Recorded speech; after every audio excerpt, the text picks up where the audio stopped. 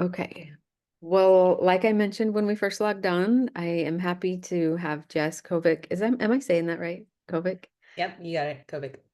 with me tonight. I should know that because we've known each other for a couple of years now, but Jess is one of the coaches with us at Choose Recovery Services. She runs the group.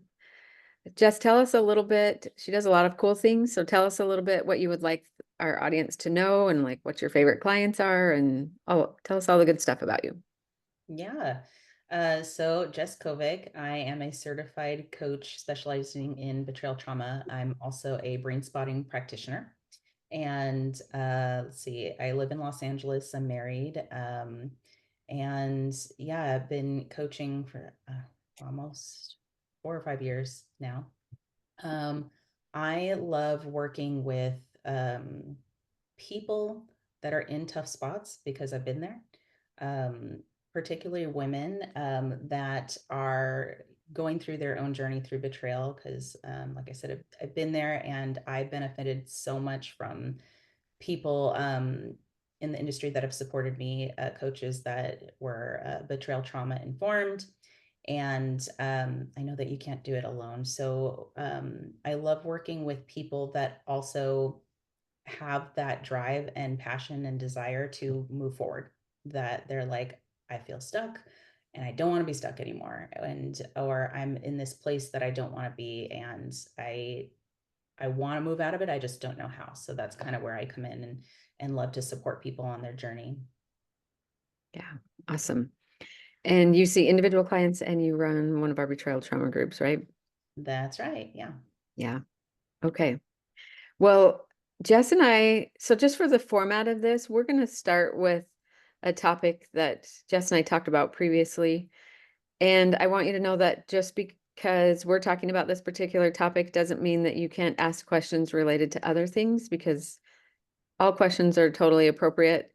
And we will try to work any questions that come in to us into our discussion here. So if it fits where we're at right at that moment, we'll stop and address it there. And if it is, we'll save some time for the end to just make sure that we get to all your questions.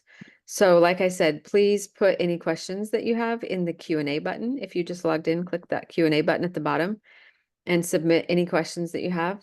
And then we're going to take a few minutes here at the beginning and talk about repressed emotions. And when you suggested this, Jess, I was excited because not because I love that we struggle around things, but I think it's relevant for both people. We have individuals seeking recovery and we have partners in healing that join us and we have couples that join us here. And so I think that discussing this topic of repressed emotions is relevant no matter which side of the fence you're on and which part of the healing journey you're in.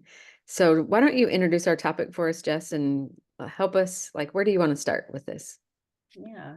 So I've been thinking a lot about just repressed emotions in general with working on it with my clients. Like you said, it affects everybody on this journey. And people that can't even say that betrayal is part of their journey. It's just everybody.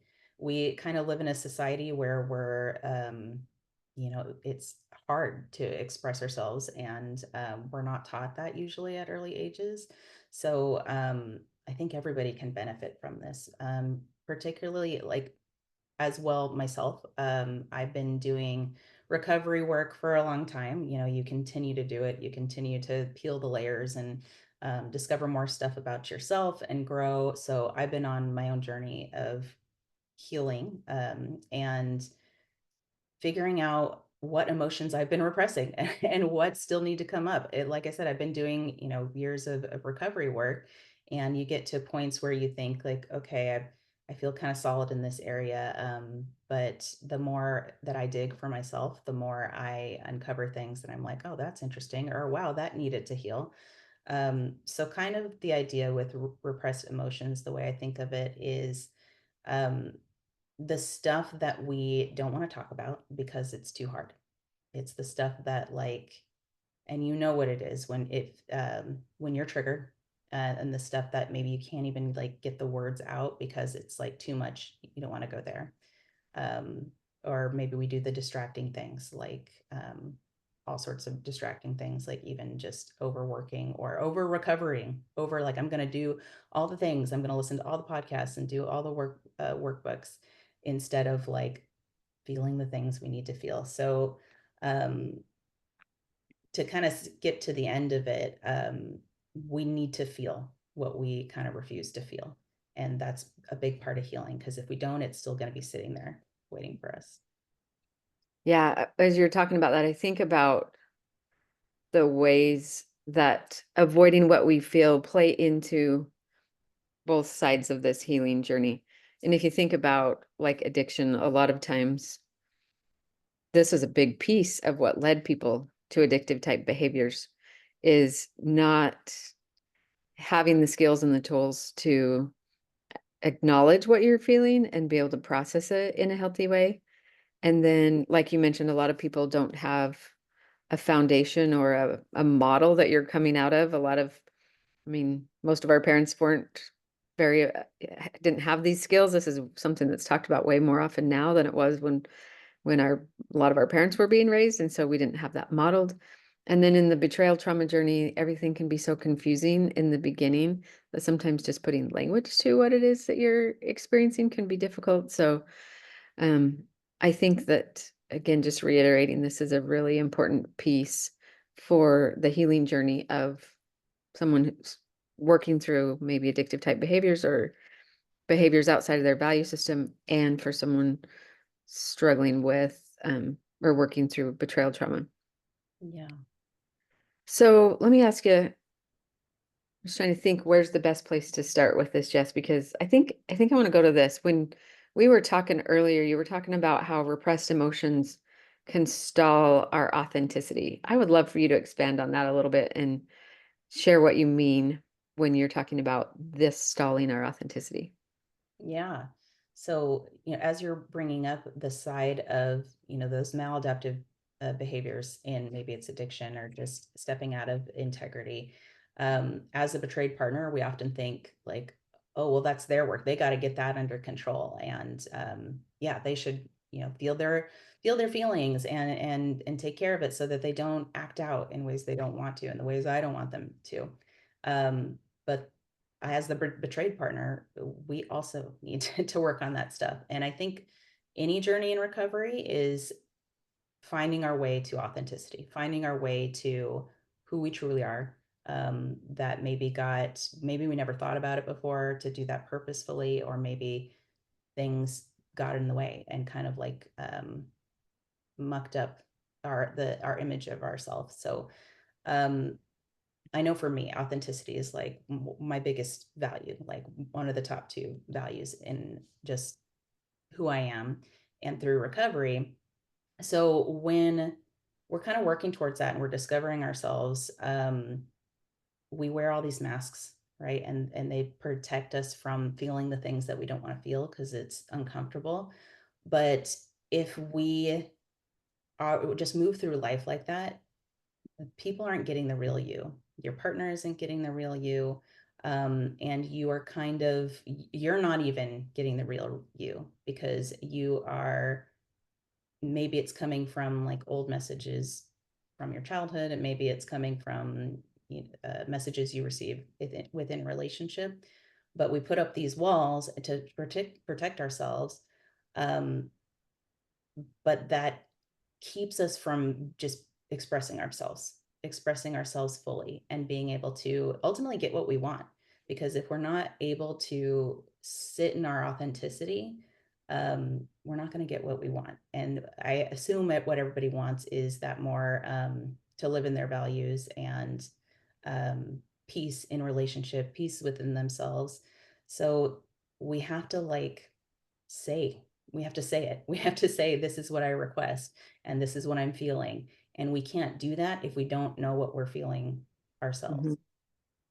Okay, so I remember early in my own journey, that was me. I was like, I knew that I was feeling a lot of big emotions, but I couldn't tell you what they were other than maybe angry or hurt or sad. Had like two or three emotions that I could say, but I couldn't really tell you why or what was underneath them other than like the big picture. So what would you suggest how do we, what do you recommend, or when you're working with clients, how do you help them start being more aware of these repressed emotions, and where do you begin with that?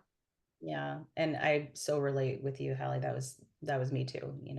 Is just I'm mad or I'm upset or I'm sad. Like didn't have the language for it. Um, as with anything with my clients and for myself too in my own work, breathe. Like first you got to breathe and get back in your body because we are running on rapid fire, especially when we've been through trauma and just kind of reacting. And we need to take that first step just to breathe and like leading into getting back in our body and being able to identify sensations that are coming up and how that, you know, looking further into how that connects to the emotional, like sad, what does sad feel like what does that mean to me? But I think we got to start by slowing down just to breathe. um you know, like I said, we go a mile a minute and we're holding our breaths most of the time. So of course you don't know what's going on. Like if that pit in your stomach, you can't identify with it or really hear the messages it's trying to give you. Mm-hmm. Um, my brain just went to this question and I lost my train of thought. Sorry. Okay. Um, it will come back. Oh, the breath. You were talking about breath.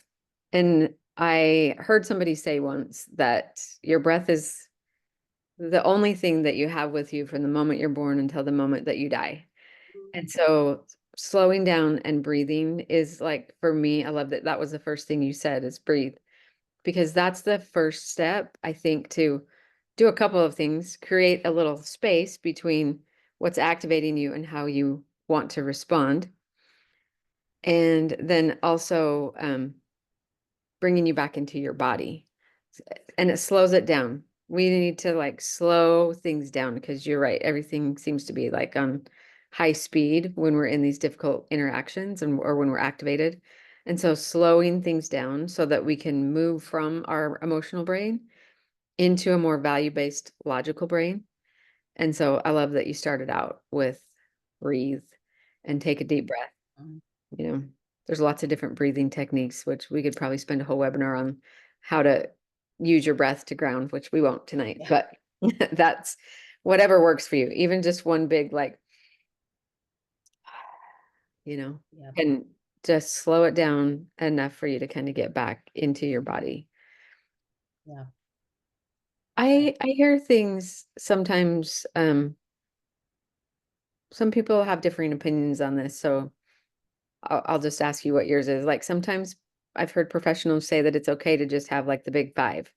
I know these big five emotions, and that's enough.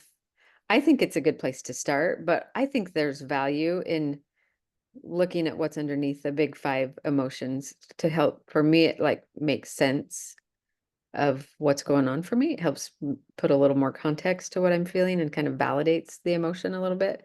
So I don't know. I'm curious about you. Do you think that the big five, like, where do you stand on that? yeah. I agree with you that it's a good place to start because many of my clients, same as you and same as me when I was at first in it, of we don't have the vocabulary and we're feeling so much and in shock and in trauma. It's just, that big five. I'm angry most of the time. So yeah, great place to start. And then through breath and getting connected with our body and doing exploring and, great to do that with a professional, with a coach or a therapist or someone that can support you in it. um I think it's really valuable to go deeper and try things on. Like if you Mm, imagine, like a lot of us will have a feelings wheel so that we can go through it and say, how about this? Are you feeling anxious or are you feeling more disappointed? Like, where do you sit there? So if it's this like tray of feelings possible, we can kind of try them on and see what resonates the best. Cause I like how you put it too. Just validation is so key in this healing journey through betrayal, just to be able to validate yourself and go, oh yeah, it's disappointed. Like that hit me like a ton of bricks. And so much relief can come from just naming it and letting it out. That I think that's the start of um releasing the repressed emotions and getting some relief and healing. mhm. Yeah, so that makes me think of the impact, because to me it's kind of there's two different things, but they go together.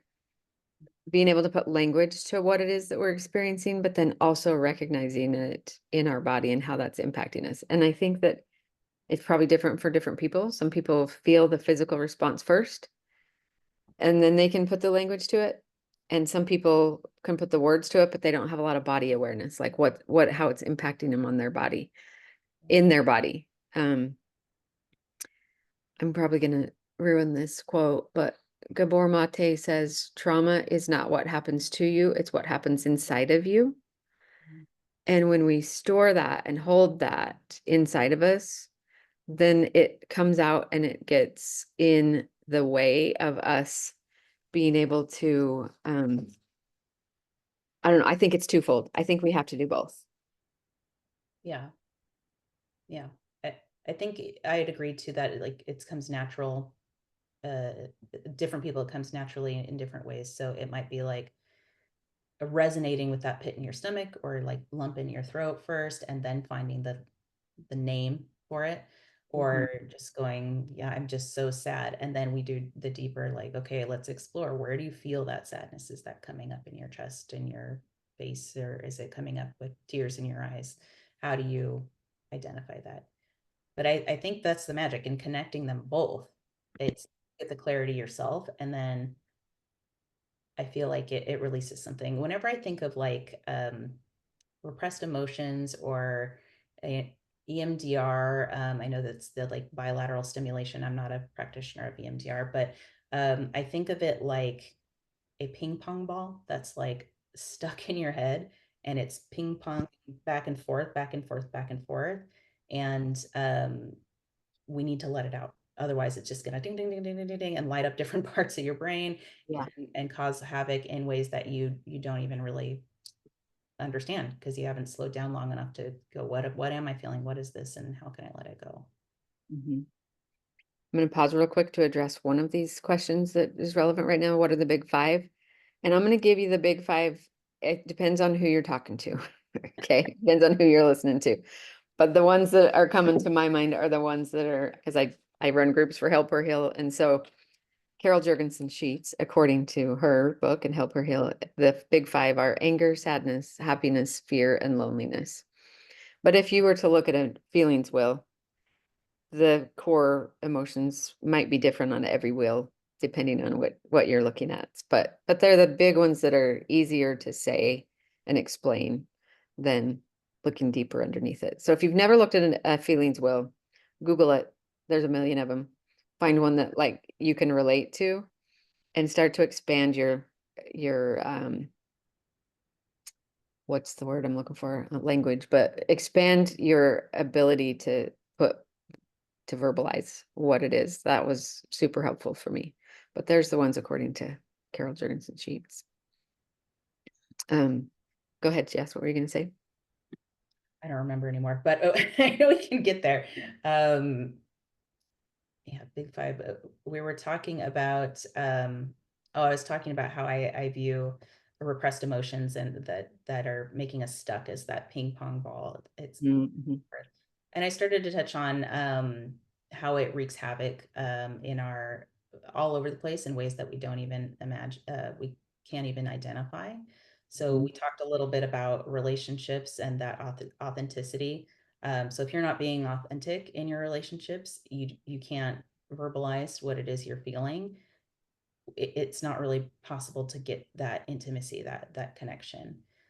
So that's one way it affects us. And I've been reading a lot. I think a lot of people within the betrayal trauma or just recovery space maybe has come across the body keeps the score.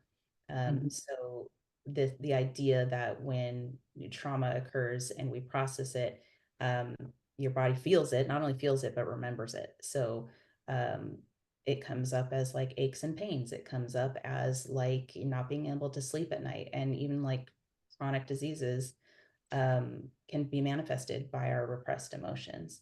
So you know, that's a popular one that some people on the call may have even read. But I just recently read a book called Mind Your Body by Nicole Sachs, and I'm obsessed with it right now. So that's what prompted me to think about this, because um, like I said, I've been doing my own work, but it's this.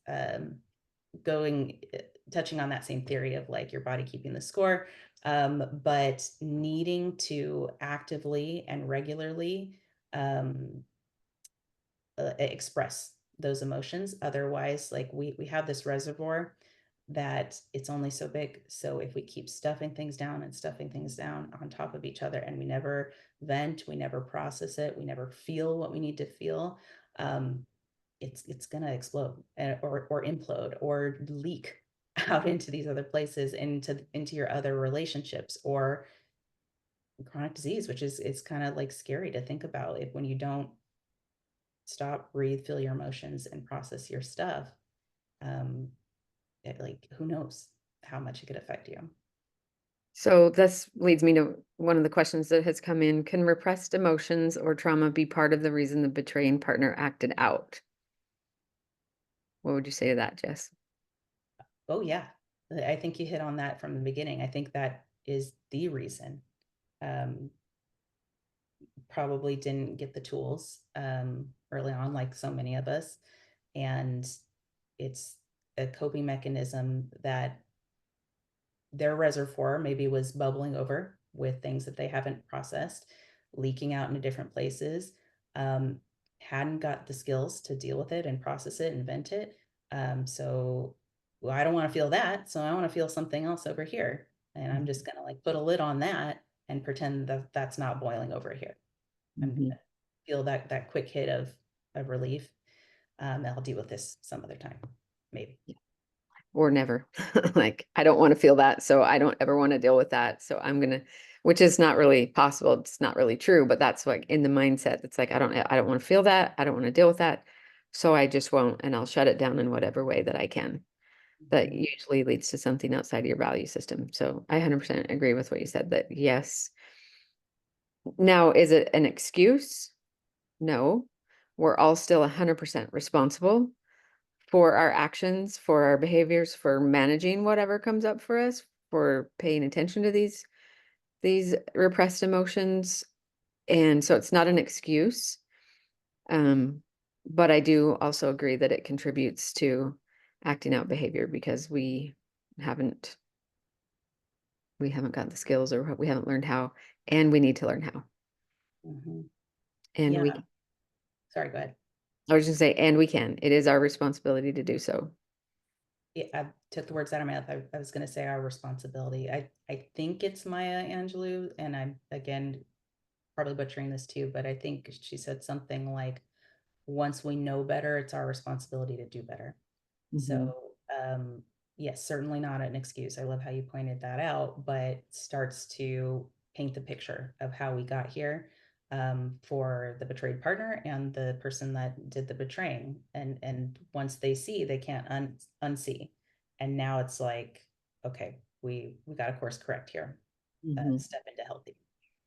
Yeah, and I believe it's critical to lasting recovery, right? Like to be able to develop those skills, to be able to stay in a good place of recovery. We have to I always use the word practice. It's a practice. And I use the word skill because I think a skill is something that can be learned, and it takes a lot of practice. And so it's not something that you can just read about in a book or hear about in your group, or will have your coach or therapist tell you about it. It's something you have to actually internalize and practice. Let me read this one. On the last comment, have you seen where the betraying partner shuts down the whole relationship because they can't deal with working on himself and the marriage at the same time? I feel like it's what you said, Jess. Can't deal with those emotions of guilt and shame. Okay, let me read that one more time. On the last comment, have you seen where the betraying partner shuts down the whole relationship because they can't deal with, or he can't deal with working on himself and the marriage at the same time? I feel like it's what you said, Jess. Can't deal with those emotions of guilt and shame.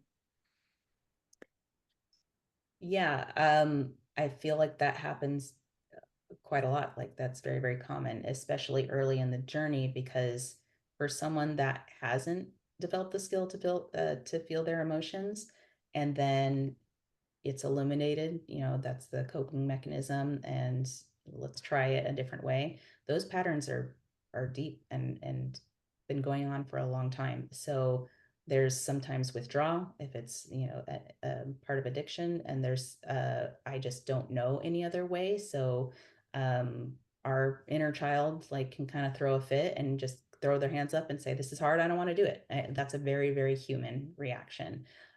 Especially someone that has acted out and has betrayed, probably drowning in shame.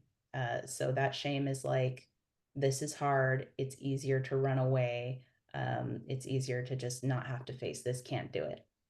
So I would say that I'm maybe not 100%, but if I had to guess, like 90% of the time that happens, but it can be, you can move through it.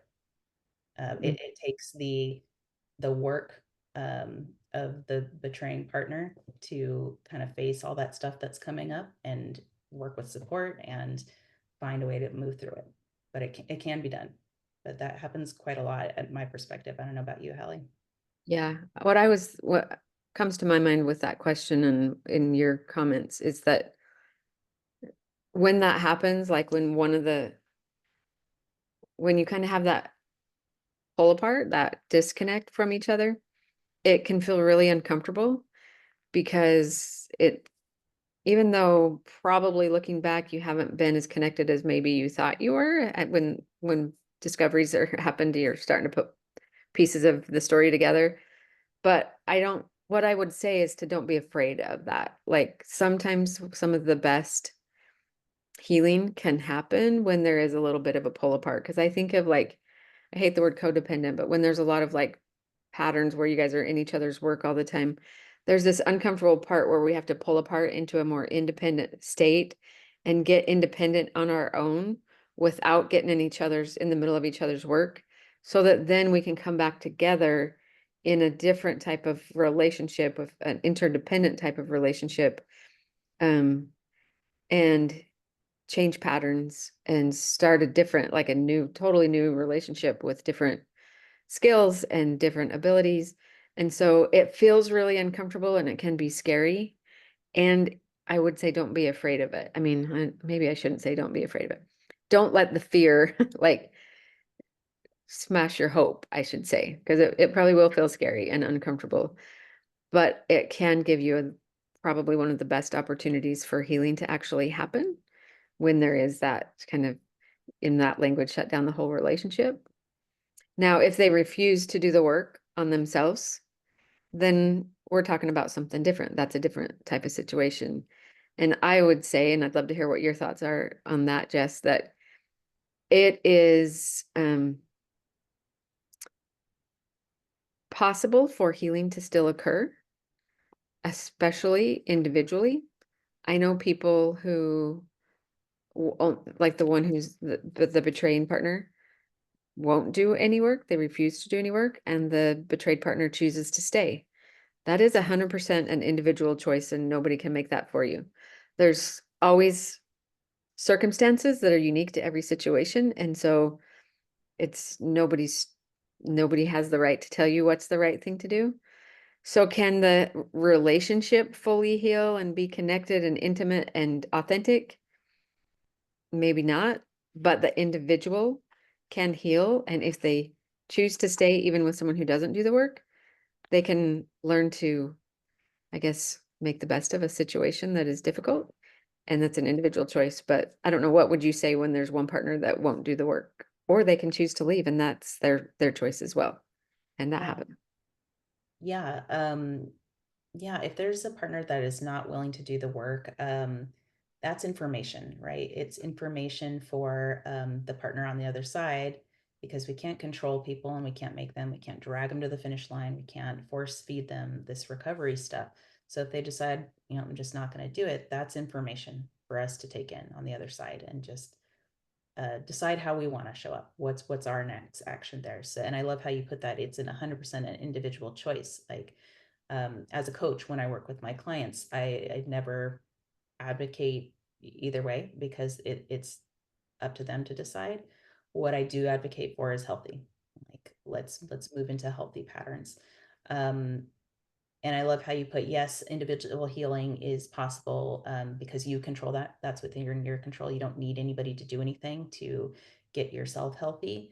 Um, And then it's just deciding how long you want to sit in that. I would say if there's the dance going on where, you know, the one person really wants the other person, that the person that betrayed, to get into recovery, and the other person's like, no, I'm not going to.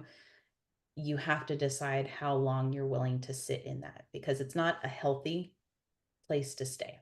So uh, it's making peace with that and working on your individual recovery. Um, find a way to cohabitate, um, or decide what kind of relationship you do want and what's within your power to move towards that. Mhm.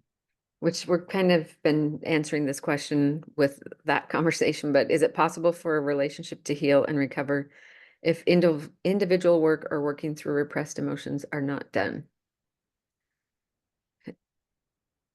So I would, you say go. that. Okay, is it possible for a relationship to heal and recover if individual work or working through repressed emotions are not done? I'm going to boldly say no. The relationship won't heal. Doesn't mean that individuals can't heal, or again, you can get to that cohabitation space.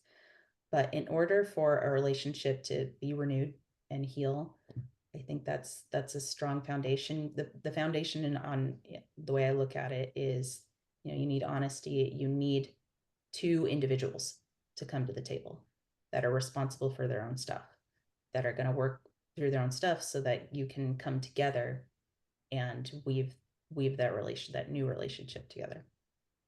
Yeah.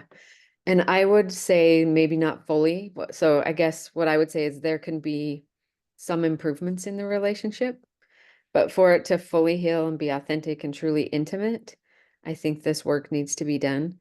But I think you can develop skills to communicate differently, that maybe the acting out will stop and that would just in itself help, but it's part of the recovery. So I would say that might be like someone that's sober, but not fully in recovery.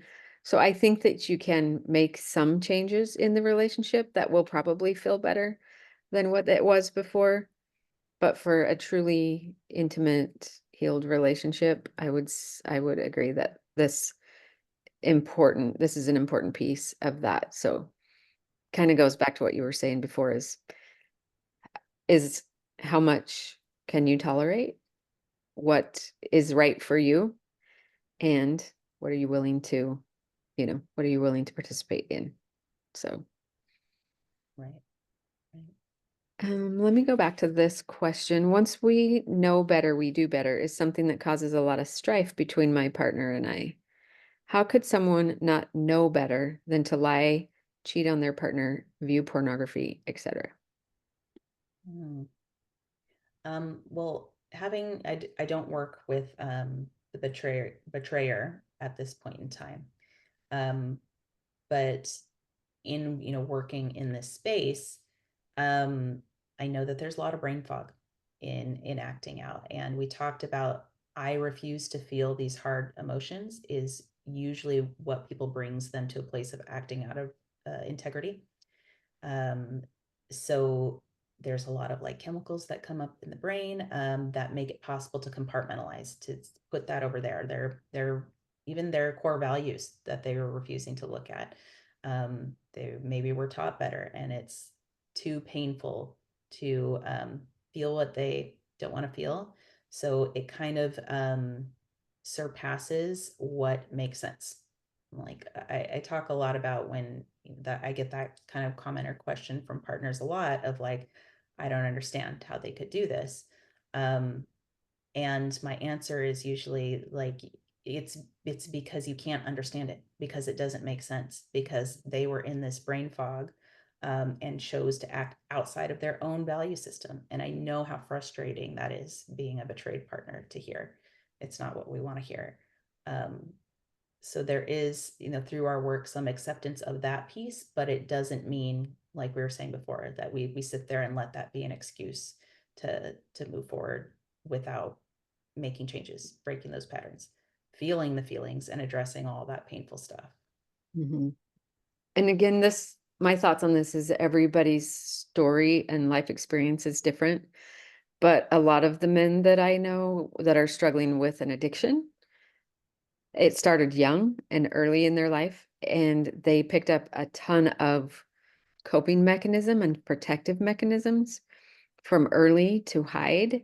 And so, like, deception and covering up is the way they've lived their whole entire life. And it feels, um, I mean, from what I understand, it feels really scary to be fully seen and authentic. And when they start doing this work, oftentimes I think they realize that they don't even really know themselves and maybe never have. And so this self-discovery and like peeling back the layers of those protective mechanisms and coping mechanisms that many of them have been using for most of their lives. Um, it again, it's not an excuse and it doesn't feel good. It doesn't make it better. It doesn't make it okay. And it's something that a lot of betrayed partners maybe not will not fully ever understand. And again, like you said, it's part of that acceptance piece of a betrayed partner's work. And so I guess there's our thoughts on that one. I know it doesn't feel good.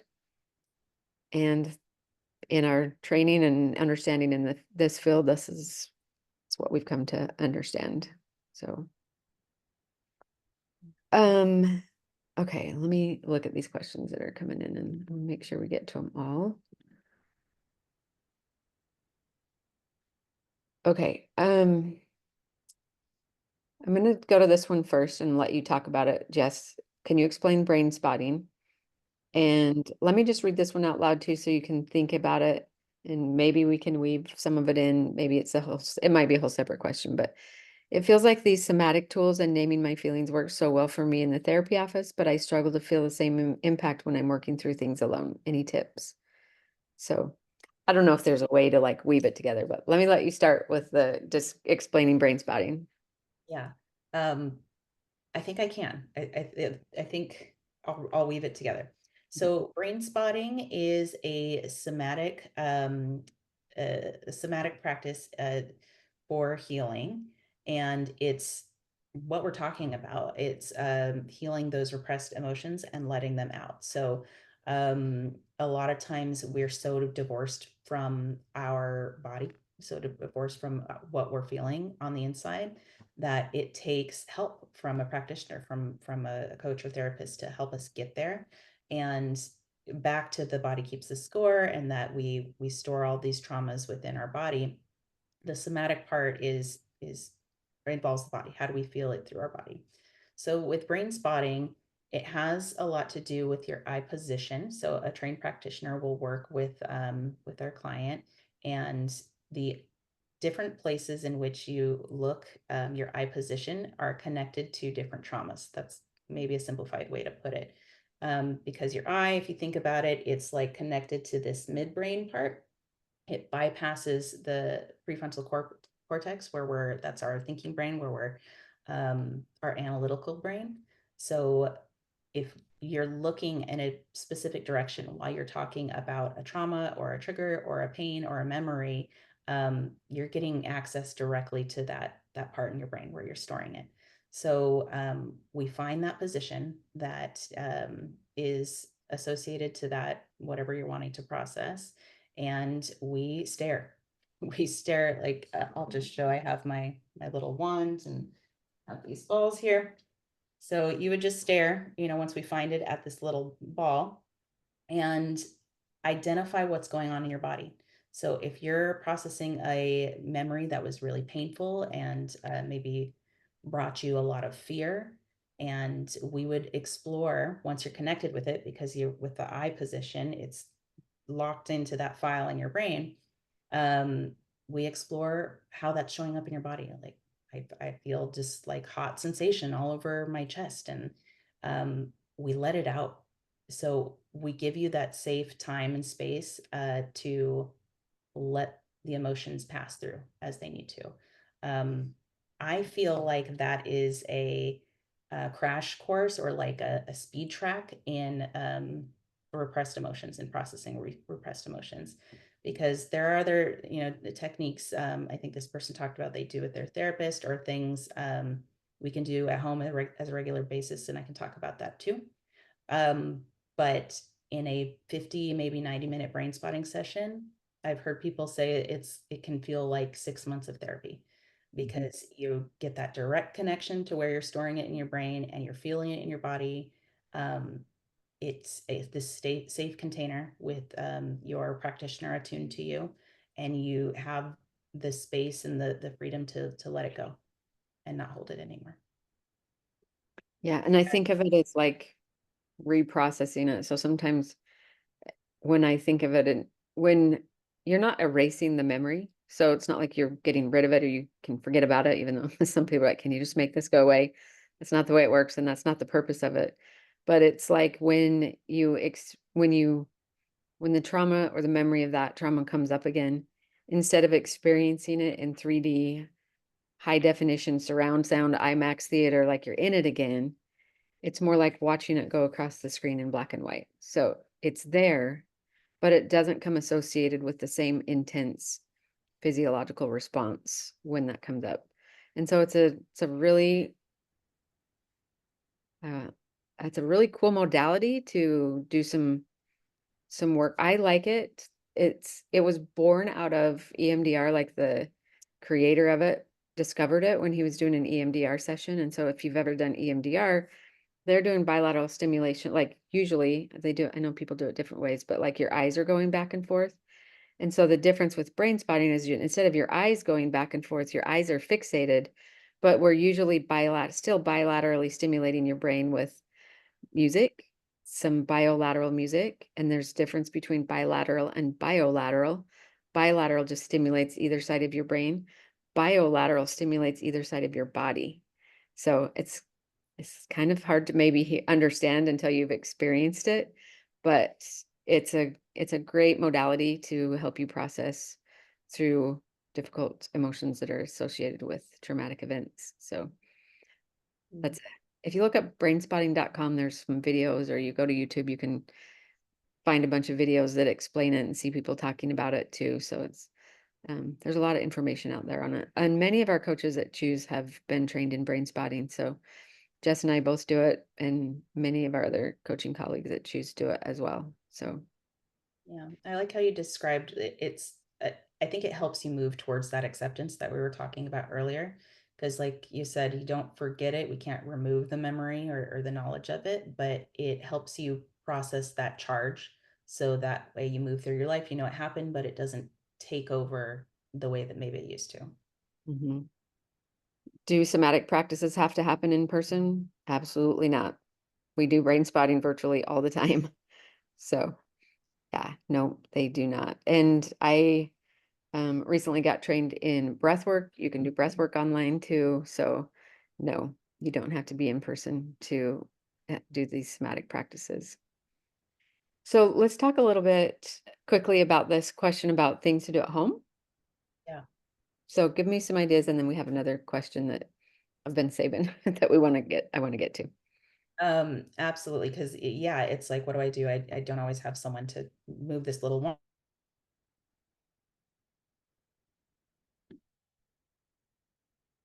And Mhm. then as I was talking about this book that I read recently, this Mind Your Body, it's about the often venting things out so that it doesn't become too much for you to hold. So journaling is a great way to process things, and this book talks about a particular like format of journaling called journal. It was a really great read. Um, It's you called do what? this You cut out. inventory Yes. of things. You Oh, cut out. sorry, I think my internet went a little. It's called Mind Your Body by Nicole Sachs. Okay. And what was Okay, the journaling technique called? it's called Journal Speak. So you take an inventory of things in your childhood, things that are going on in your daily life, and you just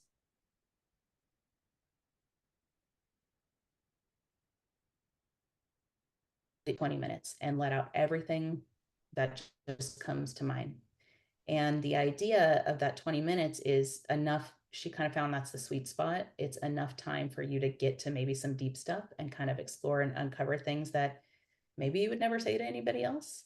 And that's the point. So after you do this 20-minute writing, you rip up the paper and you throw it away and no one ever sees it. Or if you're on a computer, you just press delete.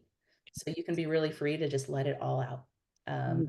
And then the process of deleting and throwing it away, it's symbolic of like it's out, get it out of there. I'm done with that. And then you do like a little meditation after just to calm your nervous system down. So I'll share that I finished that book last Saturday, so a week ago, and I started doing a journal speak practice. And I've been doing work for years, guys, like, and have had things that have helped and things that, maybe not as much.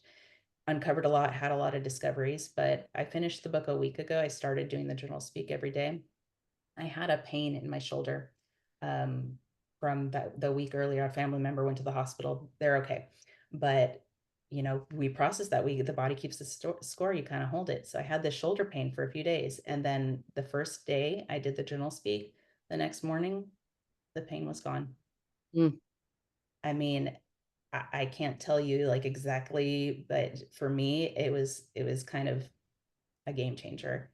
Um, Cool. And she talks about it, this process of ladling out your reservoir. So the more you do it, the more you're letting things go so that you have the capacity to hold, you know, Mm.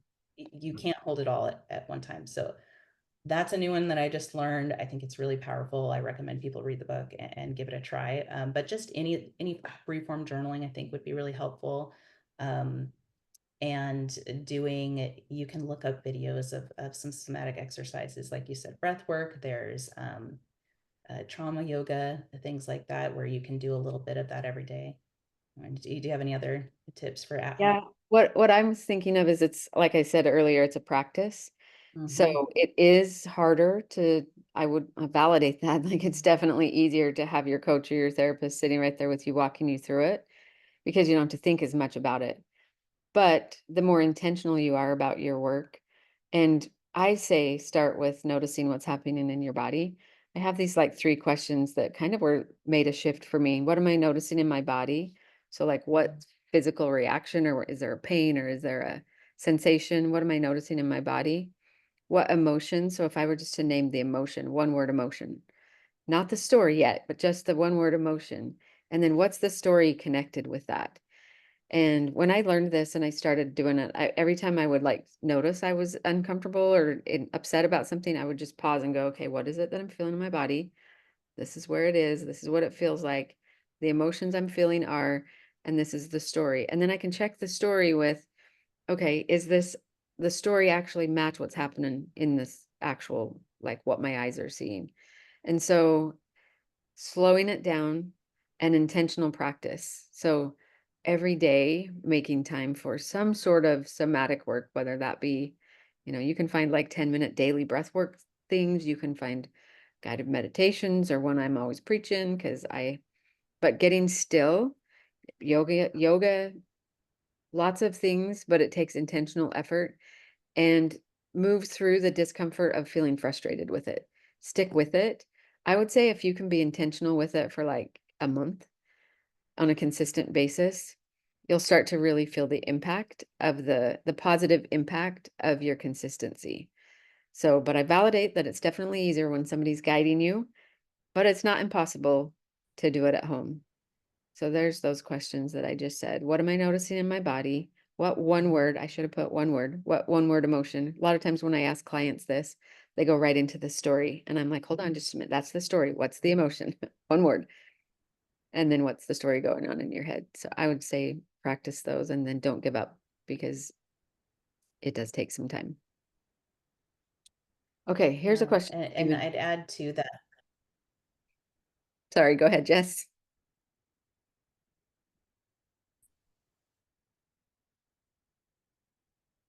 Your connection's kind of choppy right now, Jess. So I'm kind of not hearing Oh no, everything. can you hear me now? Yes. Yeah. Okay. So I love how you got to the story behind it, and that this is work you're going to continue to do it. So I love how you said regular practice too. But I think in the first steps, maybe don't put so much pressure on yourself to figure something out or have a revelation. I think the point is just feel it and let it go. And you will start to get the relief and you will start to get those revelations, but try to take that expectation away, because just the practice of releasing it uh, is, I think, going to start to move the needle. Yeah, that's a really good point. Sometimes we have these, well, we think there's supposed to be a certain way to do it, and there usually isn't one right way to do anything. So practice what works for you and use it until you need to shift it up and then change it up. Try something else. Okay, this question. I found out that my husband relapsed March 20th. Several accountability partners are urging me to kick him out of our home, of our bed, or separate from him. I asked him to sleep on the sofa for a few days, but I started missing him a couple of days ago. I invited him back with no sex, and I even kissed him and slept in his arms. I'm so conflicted. Am I repressing my anger or hurt, desperate for connection? Am I missing the opportunity to let him feel how it will be if we divorce, if he doesn't work his recovery? Is it okay to give him non-sexual affection if I feel like it in the moment, even though at other moments I feel like nothing but anger and hurt? He is respecting me and not pushing anything. Yeah. First, I'm sorry about that difficult time that this person is going through. Um, so I just want to validate this, and to validate these conflicts, very common to feel I want you, I want you, and to want that comfort, you're hurting, that it caused the hurt. So very common and very normal.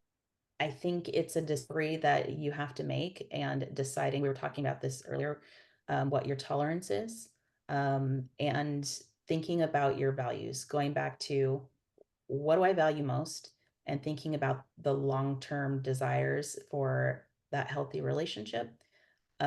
Sometimes we want, it's makes sense to trade the discomfort now for long-term healing, for long-term peace and comfort. It's a delicate dance though, so very, very personal. um, and I'm glad you're working, this person is working with professionals. We want to establish safety, and then I would encourage them to explore their value set and get really purposeful on what they want in the long term, and let that guide what's right for them. Mhm. I also think that sometimes we listen, one or the other overpowers, like our brain overpowers our heart, or, and so I think it's important that we tune into what our body is telling us. And also, I would say don't beat yourself up for any of that. Like allowing him back in, I would also say that you have a right to change your mind. And if you allowed him back in and then you realized that, oh, that was, I actually wasn't ready for that right now, you actually have a right to change your mind. And I think it takes some trial and error.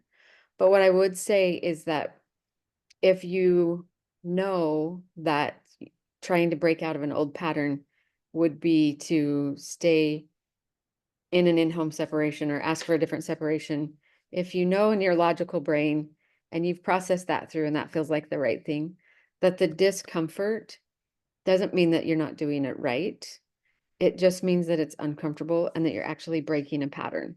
You could be stepping out of a dysfunctional situation when you're feeling discomfort. So don't let the fact that you were, like, in your words, desperate for connection or all of that, that's going to be uncomfortable because we all crave for feeling safe and connected and held. Well, I shouldn't say all. Maybe I shouldn't say everybody does. I don't know what everybody else feels, but it's common to want that connection. So don't be afraid of the discomfort if you have processed it through with your coach or therapist or your sponsor or whoever, and you feel like that's the right thing. It's difficult when you get together because our emotions start to come into play. So it's really helpful to process it when you're away from somebody and get clear on what feels right for you, and then stick with it and don't be afraid of the discomfort. It could mean that you're breaking a pattern, stepping out of it. an old habit or an old pattern. Yeah, I agree. Um, Hopefully that was helpful. There's one more question that came in. Let's address this one real quick and then we'll wrap it up. How can one tell they're truly healing? Are there telltale signs to recognize it? And I don't know if you're asking that like, how do I know if I'm healing or how do I know if my partner's healing? So maybe we'll just throw some ideas about either one of those. But Jess, what are your thoughts? I mean, I have to throw the caveat out there is that there is no destination, there is no end. Where I was saying, sharing before that I still do my work in recovery, and it's been years at this point. Um, you're always healing, and recovery doesn't look like a straight line. You know, this may sound like trite or you've heard this before, but it is loops and spirals. I always talk about the cupcake spiral of like this, you know, looping on the hostess cupcake, where it's like you think you're healing and you're doing great and you're moving forward, and then some trigger happens and you feel like you slide backwards. Eventually you level out, and then you look back and you weren't at the starting position. So I just want everyone to set their expectations that there's no arrival.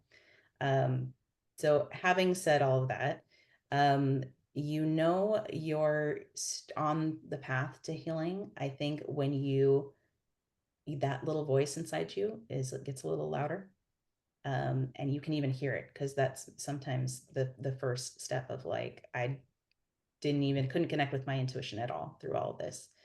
But then once you start to hear that little voice and it's more calm, more steady, less urgent. You have less urgency to your actions if I have to do something right away, and you feel more steady in your resolve in things. That's a sign that you're connecting back to yourself, I feel. Mm, I love that. The calm, the steady, and it's not always going to stay. But I think too, like if there as you start to do your healing work, you'll start to feel like early on it's like this up and down roller coaster, up and down roller coaster all the time. And as that starts to smooth out, you're still going to have ups and downs, but they won't come as frequently and they won't stay as long. And so I think that's a sign of healing. And I think that applies individually and relationally. Like those ups and downs, a healthy relationship is not absent of conflict or rupture. It's a healthy relationship is being able to repair well when there is a rupture. So I think that applies relationally as well. And I think they said as the betrayed, but I'm going to just throw out there for like the one who's seeking recovery is that I would say some telltale signs of that is more vulnerability, honesty, transparency, humility, empathy. Mm-hmm. Those are like big ones, more signs of moving into true recovery when those things are present. So, Yeah, totally agree. all right. Well, hopefully those answers were helpful for all of you. Thank you so much for submitting your questions. It's a lot more fun for Jess and I or whoever's with me to answer the questions that you have rather than talk about what we want to talk about for an hour. So I appreciate your participation today. If you are registered for this, you will get the recording automatically. It comes. So anybody that registered, whether you're here or not, you'll get it. And I appreciate Jess, you being here with me tonight and always enjoy getting to spend time with you. And thank you all for being here. And hopefully you'll see us again next month. It's always on the second Sunday of the month, unless it falls on a holiday or something, and then you'll get an email. So we'll see y'all next month. Thank you, everyone. Thank you, Hallie. Hey, Jess.